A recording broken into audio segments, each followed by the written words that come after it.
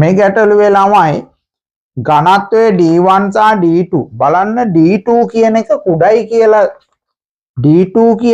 කුඩයි කියලා දෙන්නේ. ඒ නිසා d2 කියන්නේ කුඩා නම් එයා ඉන්න ඕනේ උඩ. d1 කියන එක තමයි ලොකු, ඝනත්වයෙන් ලොකු. ඉතින් මේ වගේ ද්‍රව දෙකක මේ ඝනත්වයේ d වෙච්චි ද්‍රවයෙන් හදපු මේ වස්තුව, මේ ගෝලය ගිලී ඉපිලෙන්නේ මේ ගිලිලා පාවෙන්නේ. දැන් වස්තුවක් මේ විදිහට තියෙනවා ද්‍රවයක. එතකොට මේක අපිට කියන්න පුළුවන් ද්‍රවය මත පාවෙනවා. යම් කොටසක් වතුර යට කොටසක් උඩ ඒ විදිහට පාවෙනවා. දැන් ගලක් වතුරට දැම්මාම ළමයි ඒ ගල් කැටේ කෙලින්ම යටට යනවා. එතකොට ඒක ගිලෙනවා. හරිද? ගිලෙනවා. ඒකට අපි කියන්නේ ගිලෙනවා. දැන් ළමයි මෙන්න මෙහෙම තිබුණොත් ඒකට අපි කියන්නේ ගිලී පාවේ. යට අඩිය ගෑවෙන්නේ නැත්නම් ඒකට අපි කියන්නේ පාවෙනවා. ඒතර මේක ගිලිලා පාවෙනවා. එතකොට මේ බෝලයත් මේ ද්‍රව දෙක අතර ගිලිලා පාවෙනවා. කොහොමද පාවෙන්නේ?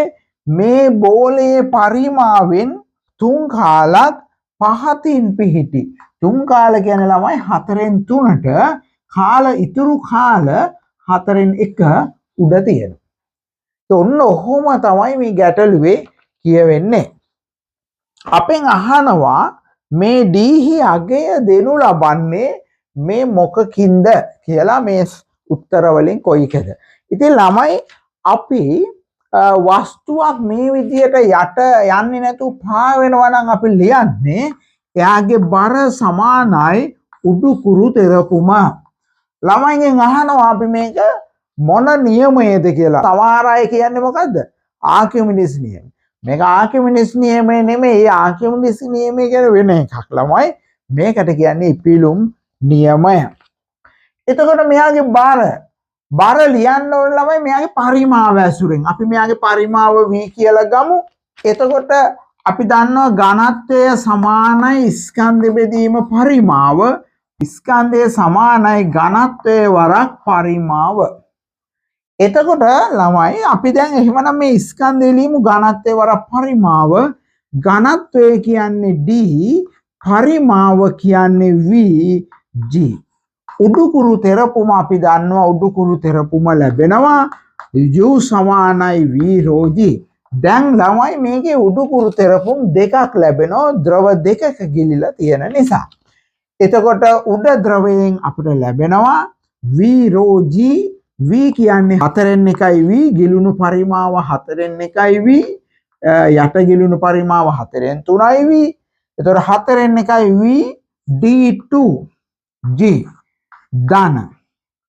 එතකොට යට කොටසේ ගිලෙනවා 4න් 3යි v d1 g. ඔන්න ළමයි ඔය වගේ ලියන්න ඕනේ. දැන් අපි ඔහම ලිව්වා කියමු.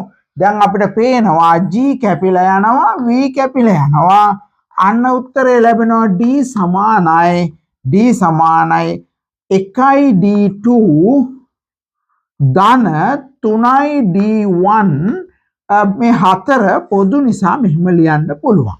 එතකොට ඔන්න ළමයි පිළිතුර අපිට ලැබෙනවා.